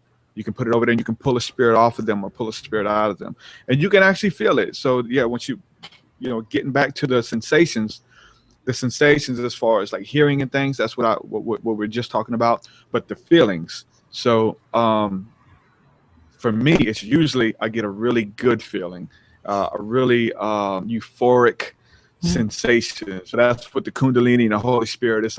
It's a real tingly feeling. Like, is it warm? Does it have a temperature, like a warm? It's usually warm. Yeah, it's usually warm. And some people, when they have a Kundalini awakening, a Holy Spirit awakening, they'll just burn with a fervent heat. I mean, all over their whole body. But those are like really extreme, cases. It's usually not going to happen like that. So when you bless someone, when you deal with the spirits that are messing with them, that can happen. Like when you're praying for someone, or you're pulling an entity off of them. When you pull an entity off, and then the spirit of love comes in, like that love can just be an overwhelming waterfall that it's just, euphoria over their whole body. They begin to cry and they find healing to those broken places. And it can be that fervent burning heat, but most of the time you're going to feel it real subtle. You better feel it in your hands. If you have your hand over somebody, you'll be able to feel where the entity is latched on to them, whether it's on their back or their side or their crown chakra, and you'll be able to unblock it. And so it does come with the sensation. You are able to feel it. And for me, it's a really good feeling the majority of the time. It's like a euphoria that I get, even in small bursts. A lot of times it'll hit me, a little small burst, and it'll just check me to wake up and to look around and to see what's going on. So I feel that. It's just like Spider-Man. He gets the Spidey sense and he knows something's up. So it's a sixth sense for you. You feel it, and then when you have someone around you or you're doing spirit work, you can feel it. It's like a vibration. So to even like a little practical example, what you could do is anyone watching, you can take your right hand right now. You try this too, Kelly. Okay. Okay. Am I doing it right? Take your right hand. Yeah, do that. Well, let's do this. Your two fingers, your I'm sorry, index and like finger. that. Okay, my bad. Your pointy finger and your ring finger, and then take your other hand and hold it up. And so this is how we push and project and hold it up to your hand, probably 3-4 inches apart, and start going in a circle, and you'll be able to feel the energy on your left hand. Oh, that's coming out of your fingertips. Yeah, I do. You got to feel your energy, your aura, and just feel it. You can do it all over your whole hand. You can play with it, and as you move it, and it usually doesn't work the other way around. You won't be able to feel it. So this is how we push. This is how we project. This is how we bless with the right hand, with the energy. You can feel it all over your hand. Again, it's pushing. This is awesome. So, I love this. So we use our left hand to pull. So I'm going to see what happens when I do this, because I'm an experimenter. I'm going to do it with my left hand and just see. I can't feel anything personally. Okay, I'm letting my body do kind of what it naturally. It feels like it's sucking something out.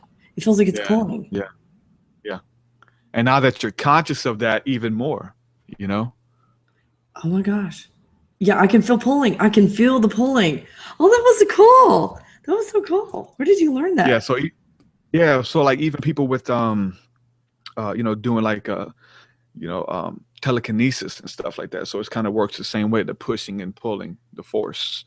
So yeah, we can project it, we can cast things off and things like that. So you just learn how to use it. Positive and negative force is all it is. But yeah, and you can feel it, right? You can feel this little wave on your hand.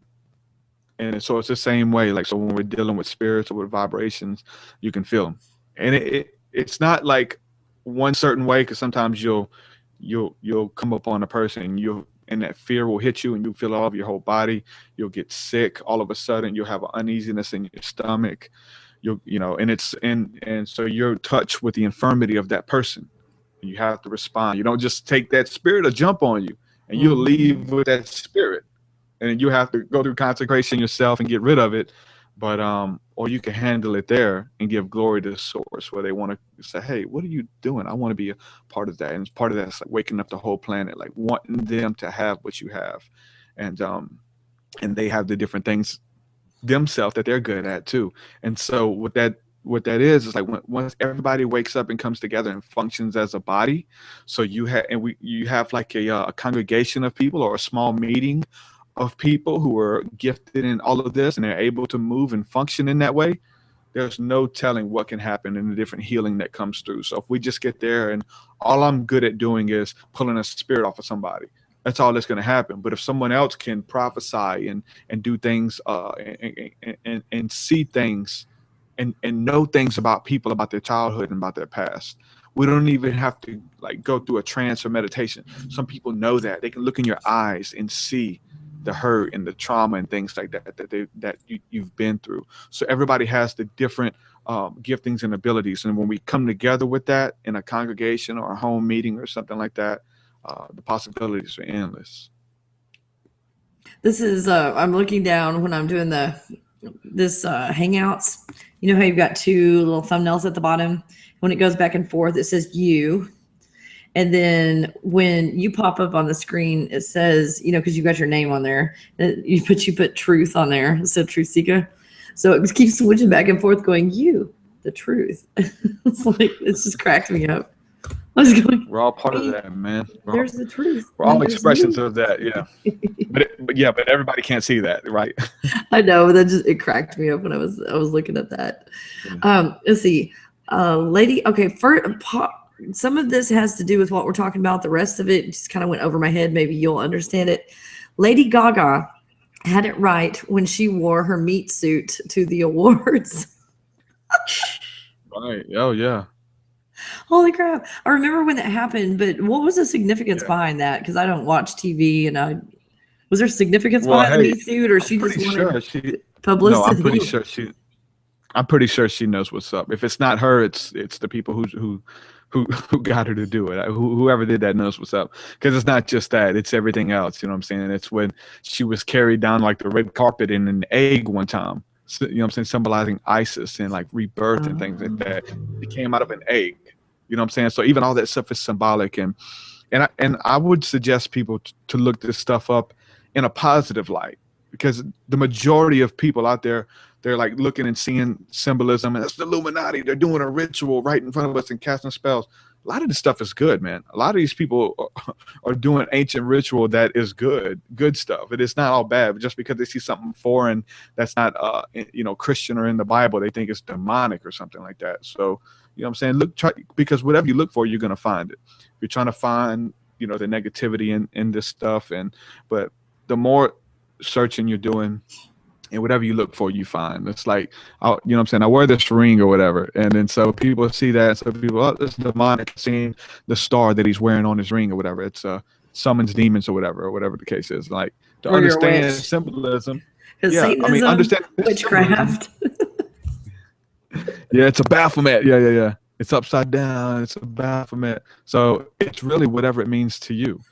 Because the symbol has many meanings. All of these symbols. I'm showing off my new jewelry I just got. But Merkaba. All symbolism. Oh, that wasn't the Merkaba. Yeah, that was exactly. No, it is. If it's spinning, it's the Merkaba. Yeah, it's just what we call the Star of David, or as above, so below. 6-pointed star, the hexagram, which to have so much, spiritual meaning versus it's all demonic, because I'm about reclaiming our symbolism. It's don't give it away to the people who are using it for bad stuff, or don't, every time you see this symbolism, you think it's summoning demons or something like that. To understand that all symbolism, or the majority of the symbolism in its conception, is good and it's neutral, and it has different meanings or whatever. So, when you see the 5-pointed star with the circle around it, that's a meaning of protection. That's the meaning of being able to dispel spirits and things like that. And so it's a real sacred symbol. It does, so I would just encourage people to do their homework on that as well, so they're just not freaked out and think everything's demonic around them. Yeah, and then it's bad when Lady Gaga is like ISIS, or Katy Perry or whatever. They do ISIS. Yeah. But how many people go to the Statue of Liberty and think that's about liberty? The Statue of Liberty, ISIS. I mean, we got we got all the stuff going on. No doubt. You know what I mean? It's like it's everywhere. But this is bad. It's like when my sister, she said the church was boycotting. I can't remember what the bookstore was, but this was like probably before you were even born. But there was a bookstore that was selling pornography in the bookstore, and they're like, we're boycotting that. And then there was something about some gas station or something like that. Well, we're boycotting them, and it's like really selective boycotting. And then you go to this gas station over here, and this person might be molesting children, and you never know at this gas station. But you know what I mean? It's like, what is that all about? Yeah, no, and that's what I was just saying about how the church is involved in a more witchcraft and idolatry than those who try to market themselves as I'm a witchcraft teacher or something, and so they're involved in some darker things just through the spirit of manipulation, which the Bible calls witchcraft in the bad sense. Witchcraft is about manipulating people. So what a lot of witches try to do is manipulate matter and manipulate their situation. So there is a form of sorcery and witchcraft that we're all a part of and all doing. But when the churches do that to manipulate people, to trick people, because they're shrouded in this cloak of righteousness, like, oh, this is good, I'm for God and I'm for Jesus and I can help you with your eternal salvation. So you don't question the fact that these guys are dealing with some darker energies than Anton LaVey, even, you know what I'm saying? So someone who is into some really dark stuff. So that's the whole thing about Christianity that a lot of people don't see, is that they're dealing with, not all of them, I'm not doing that, but a lot of them are dealing with entities that are really dark, and they've got hundreds of thousands of millions of people blinded and under their spell as well. So that's the scary thing about it, because it's shrouded in church and religion and that old time religion and things like that. But I knew, I've told you in the past, I've dealt with people who were into child molestation and kidnapping and animal sacrifice, and these people were shrouded in the form of a regular Sunday school teaching church, and you couldn't tell anything different unless you was invited to their little secret meetings and stuff. So and it's like your parents always teach you steer clear from talking about politics, religion, and polite conversation and all that, because it could get people's feathers ruffled and all that. And on top of it, there's this separation of church and state and all that. Yet it's perfectly fine for the pastor or deacons to go up there and tell the whole congregation how to vote. Yeah. Or see, does that happen to you? Yeah. It's funny. Oh yeah. Well, they'll tell you, like, see, a lot of them, it's so funny. I've heard so many stories, but like they'll just say, vote the Bible. You need to vote the Bible. That's what they say. Vote the Bible. It's like, what does that mean? Okay, what does that mean? That means vote Republican to them. And the whole thing is shrouded. These some wicked people, right? But it's shrouded in right-wing conservatism. That okay, hey, he quoted a scripture. He's a God-fearing man or whatever. It's like there's like footage of George Bush, and everybody thought he was like, he's from Texas or whatever. You know what I'm saying? And he's a Christian. he's at church and praying and stuff like that and reciting the Bible over the television and things. But they caught him at a party drinking. He's a little tipsy. Like, hey man, what do you think about, the right-wing conservatives or whatever, the Bible believers? And he's like, the great taxpayers. He's like laughing, making fun of the sheep, and he's on camera doing that. And he's right though, But yeah. And then I knew a guy. He was like, a buddy of mine was like vouching for this pastor during those elections and the John Kerry and Obama elections or whatever. And he was vouching for this pastor. He's like, yeah, man, he doesn't really take a side or tell you who to vote for. He just says vote. He just says vote the Bible. And during the election day, he was out there with a sign that said vote the Bible. I was like, okay, I guess that's cool, but I know what that means. And so I guess that's cool. It's like, yeah, he was reading the book too. Oh, what book? Abomination. He was holding it up so everybody can see it. He's like reading it in front of everybody. Abomination, like demonizing Obama and stuff. And I'm not saying I'm for Obama or against it. It's all of that's demonic when you get down to it. But it's just funny. It's just funny, Yeah, I don't vote. Yeah, well, everybody thinks that their vote has a, that they are part of the change and things like that. I'm not giving legitimacy to an illegitimate thing. I'm not going to make something real and tangible on a local level. Speak on it. Why y'all speaking on it if you don't vote? You're part of the problem. I know. No, you're part of the problem keeping the system in place by voting. That's part of the problem. Exactly. Because I'm seeing in our own city, we've got a mayor and someone that's running against the mayor. And when I saw, because long story short, I know who owns the voting boxes. Whoever owns the voting boxes wins the election. So the mayor is running. It is like, oh, he's got all this stuff. And I'm not going to say the name of who this is. It's basically someone who owns the town, if you know what I mean. One of the founders of this town, their family. So when they saw this guy running against the mayor, it says, supported by this family. And I was like, oh, they're going to win because they're the ones that own the voting boxes. Well, it's all, man. It's completely a scam and a waste of time to vote. It's the golden rule. It's the golden rule. Have you heard of the golden rule? No, what is it? He who has the gold makes the rules. Oh, that was quoted in, Disney, the Aladdin movie, but it's so true. I used it in a song. It's just part of it, man. These people are wicked. They really are. And it's shrouded in the righteousness, and like, Southern Baptist theology and things like that, man, which is so demonic in nature. To pit everyone against each other and to deal with people's eternal souls, man, selling salvation. So I got a buddy of mine who, we both come from the Christian background or whatever. And he was like a worship leader in church and everything. And I was an evangelist and things. And so we joke around. It was like, dude, we got so much info. We got little things we do. We just joke around, making fun of it because we got to laugh about this stuff. If we don't, we'll go crazy, man. We know. We could see it happening because we came from it, right?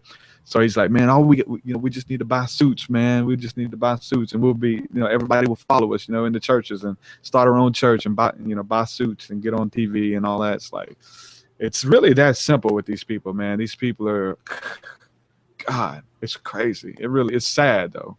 It really is sad, Very sad. Now the other part of unthinking majority. I reread it because I was reading so fast trying to pick out. I misread it. That's why I thought I was confused about something. This person said, I saw TruthSeekah on Alfred Lamb, and I saw the joy and hope for our future generation in Alfred's eye after you sang or rapped Magical Moment. Oh, yeah. No, that was what I was saying about. I did the interview with Alfred Weber. Mm-hmm. They put Alfred Lamb. Is that I don't know who that is. I think that's his middle name. Okay. Alfred Lambermont Weber. Yeah. And so I did that interview and he finally released it or whatever. And it was powerful, man. It's really good. I got to tell my story like I did the first time I came on here with you. And he wanted me to do some music and recite some lyrics and things like that. And he was all smiling and stuff. And I love to see that. and people that, you know, that have a spark and like a hope for the future, man. You know, that's why I just posted on Facebook. It's in one of my songs, and it's actually by a preacher or whatever, which a sample like you says, well, there's no hope for the future. There's no power in the present. So it's about having hope. And some of the people that I look up to, I vouch for, that I didn't do I didn't release the podcast with, they were just like, the whole time I had to cut them off and kick them off the show in a polite way. And then I had to just kind of try to undo what he did to my audience. Yeah. Like, hey guys, I'm sorry. Like, you know, he's really old and he's given up hope. And everybody was like, wow, it was a really heavy spirit when he was on, you know. And these are people who are out there. I don't know if people know who I'm talking about, probably, but I'm just not about that, man. Even though I know that stuff exists. Okay, now what do we do? Like there was such a time where, like, when I was going through this stuff with the churches, you know, and I seen all this bad stuff going on, and I seen everything going on, and I would just talk about it and point fingers and things like that. And these people are stealing money, blah, blah, blah. Well, like, what am I supposed to do with it? Am I supposed to expose them? Because I went a long time exposing them, calling them out, doing videos, putting it in my music, calling their names out and stuff. And like, you know, that's not the way to go, though. So like, the spirit of God told me was like, you want to expose them, you want to do this, simply do it the right way.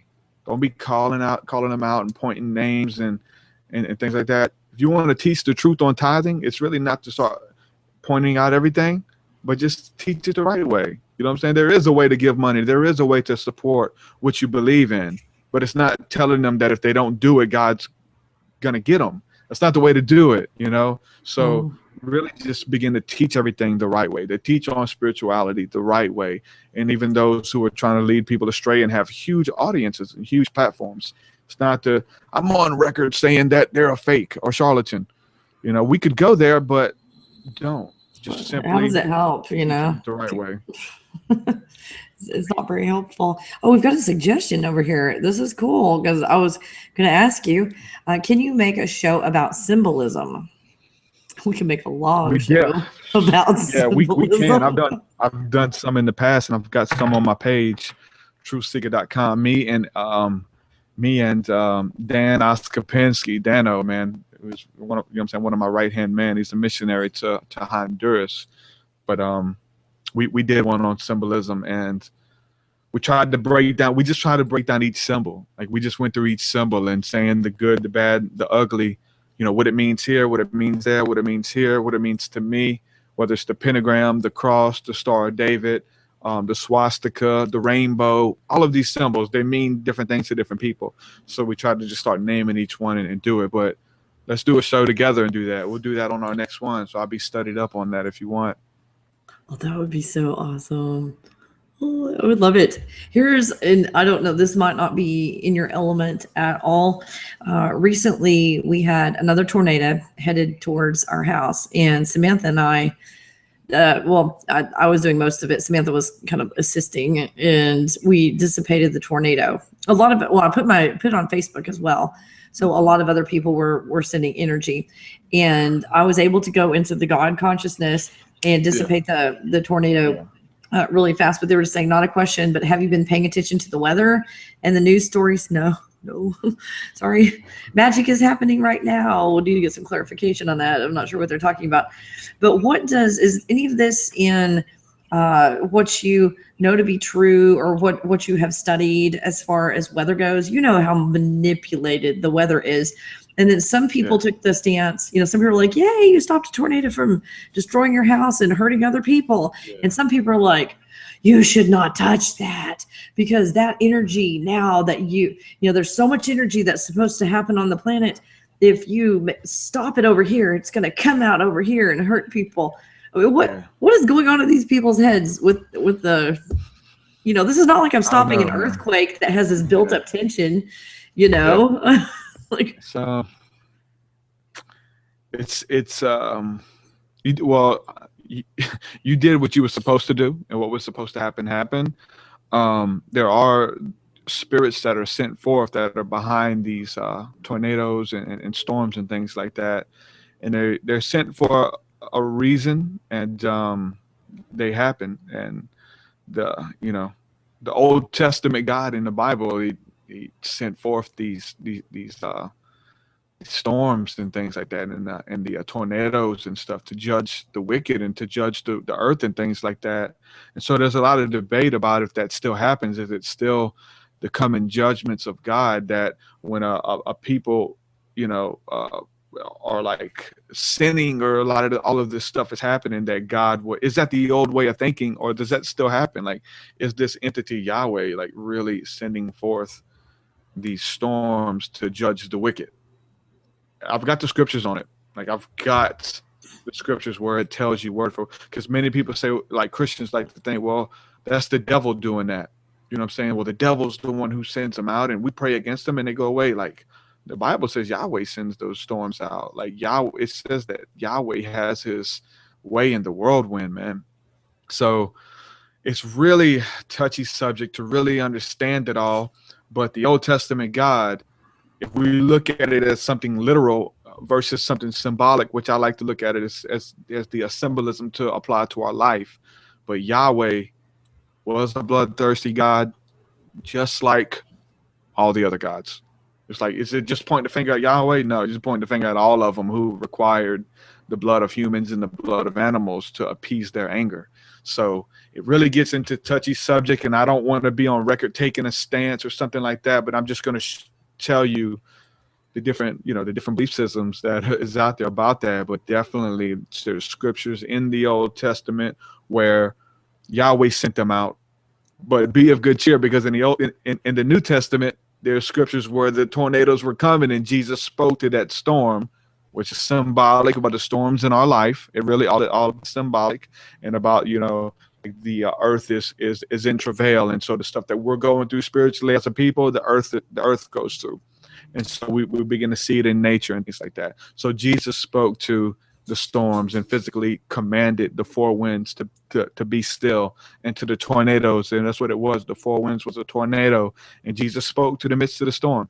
And so what that means spiritually, esoterically, is that Jesus, God's source, God consciousness, speaks to the storms in our life, which kind of brings us back to the beginning of dealing with the dark night of the soul. In this place of fear, desperation, worry, is when God, when you plug in with source, will speak to the midst of that storm and say, peace be still, symbolically. We're about to run out of time, but this one will probably take a little bit of time to talk about, or it might be real easy and real simple and you'll be done with it. I posted this on Facebook. I gotta read what I posted.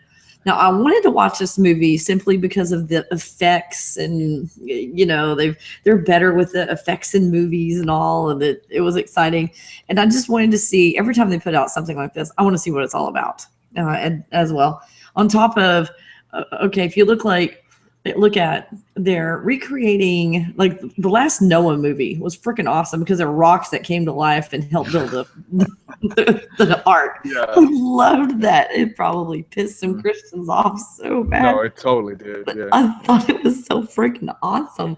Anyway, but I watched Exodus, and as I was watching it, there's a difference between watching a movie, because I watched The Prince of Egypt. That's a cartoon I got for my kids.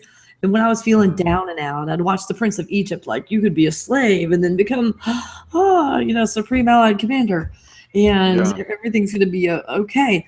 But now that I'm awake, after I died and I'm awake, I watched the movie Exodus, Gods and Kings. And here's my take on it. Tell me how you feel. This is what I thought. I said, wow, I need to do a movie review on this one. When you become enlightened, you are able to see all the holes in the religious system. It amazed me how awful God, I put in quotes because it's not source, God really was and still is. Here are some of the highlights of what God did in this story. Torture and punish not only his followers, but the enemy of his followers. Torture and kill all kinds of animals, fish, insects, and plants. Kill innocent children and adults. Play favorites. Take a long-ass time to free his followers, make unreasonable demands, unclear on objectives, take sides in an argument, cause a great deal of fear and torture to millions of people, change his mind a few times. Crap, I'm out of fingers. I'm going to count on my toes now. use military tactics, withhold food, supplies, and water, destroy the environment, terrorize animals and humans, create a list of laws and rules, continue to enslave people through a leader instead of giving them sovereignty over themselves.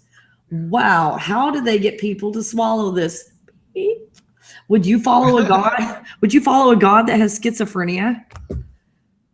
It was so complete. I mean, it's the same story I've seen growing up, but all of a sudden it's like, I can't believe people buy into this. Oh my gosh.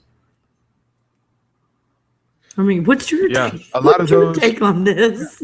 Well, if we're made in the image and likeness of that God, all of those things you just explained are things that you know the human race have done, you know, and so they're projected as this God, you know, the God who supposedly, you know what I'm saying, created us or whatever.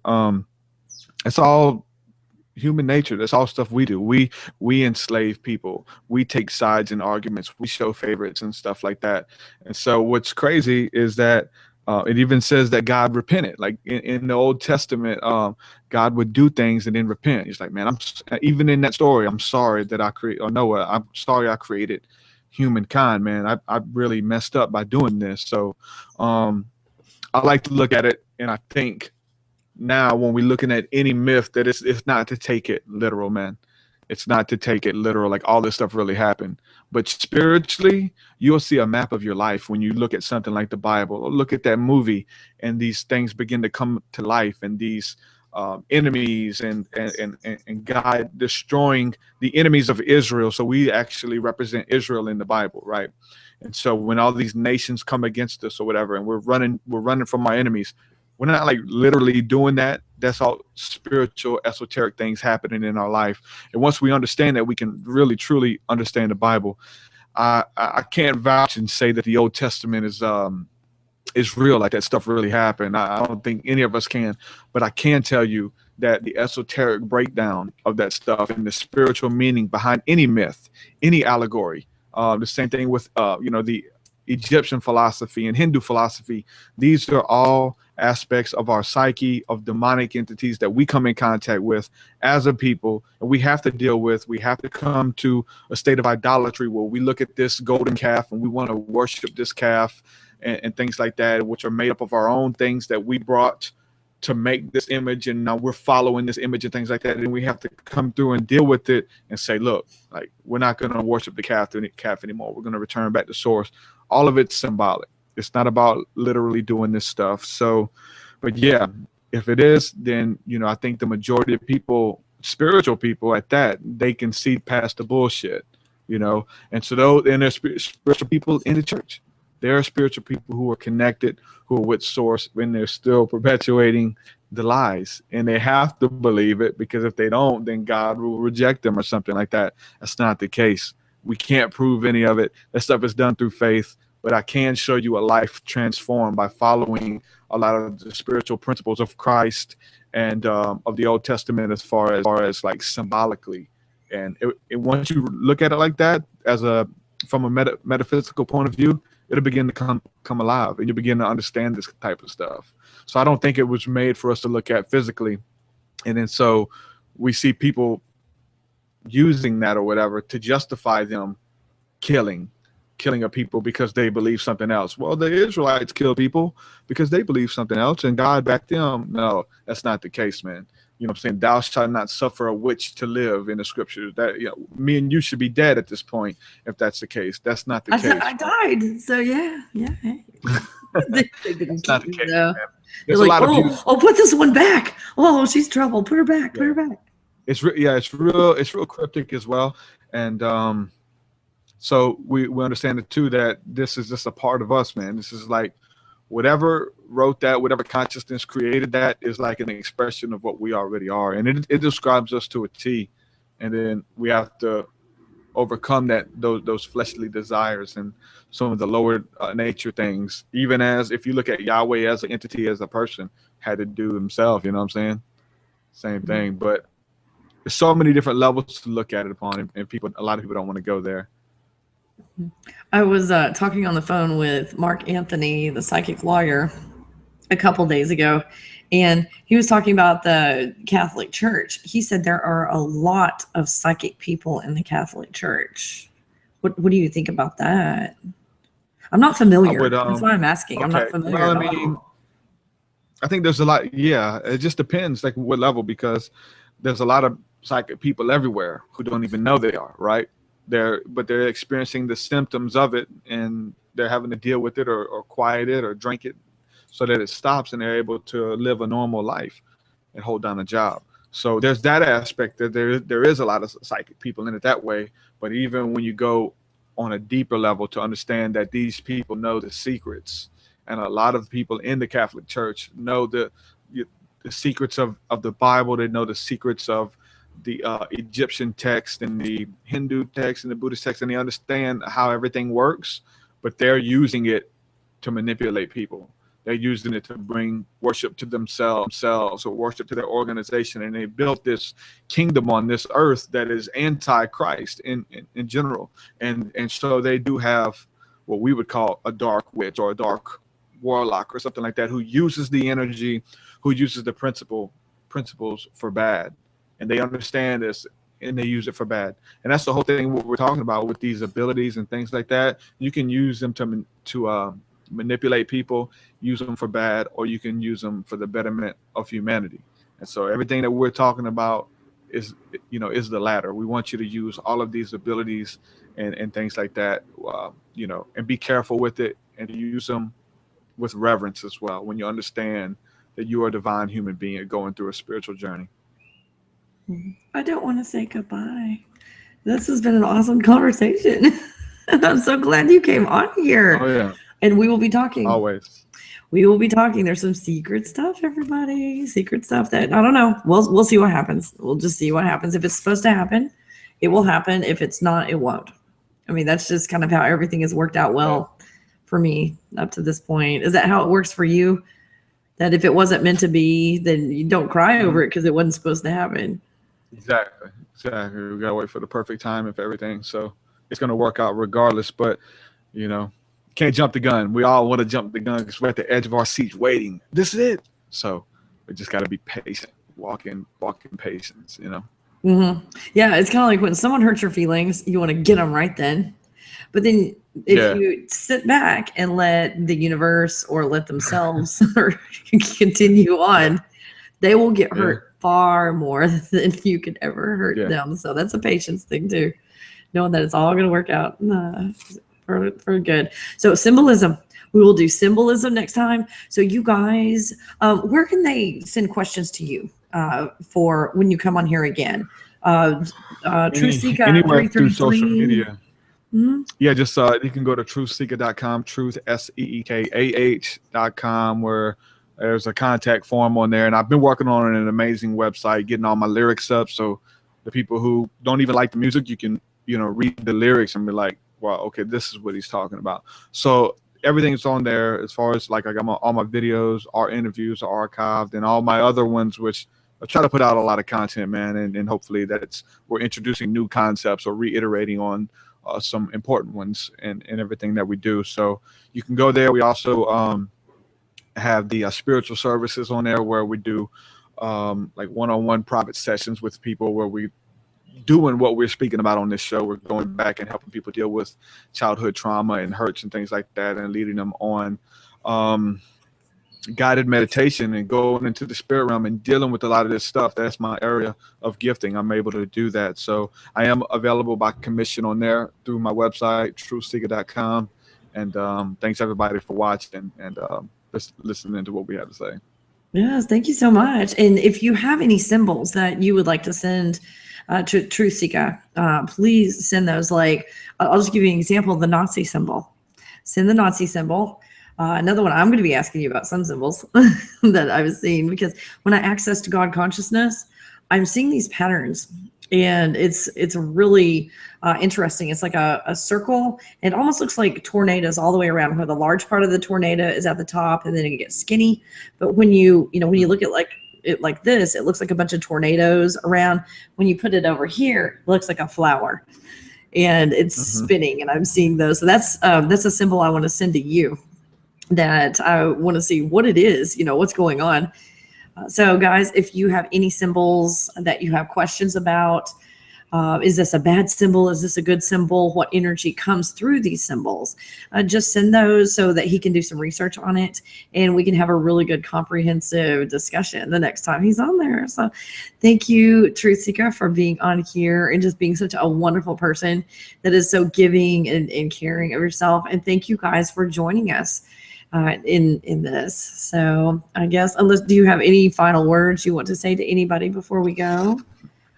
I just want to say just a big thank you, man. That's all I can say. Thank you, everybody who supports me and believes in the vision that I have and everything. And so my goal is to awaken that fire within you. My goal is to see you respond to your synchronicities and everything. So it's not even about me. Like, I'm on my journey. This is what I do, but I'm here for the healing of humanity. So everything that I do, you can believe that you have something to take away from it and apply it to your life. So that's my goal, man. So that's why I'm here.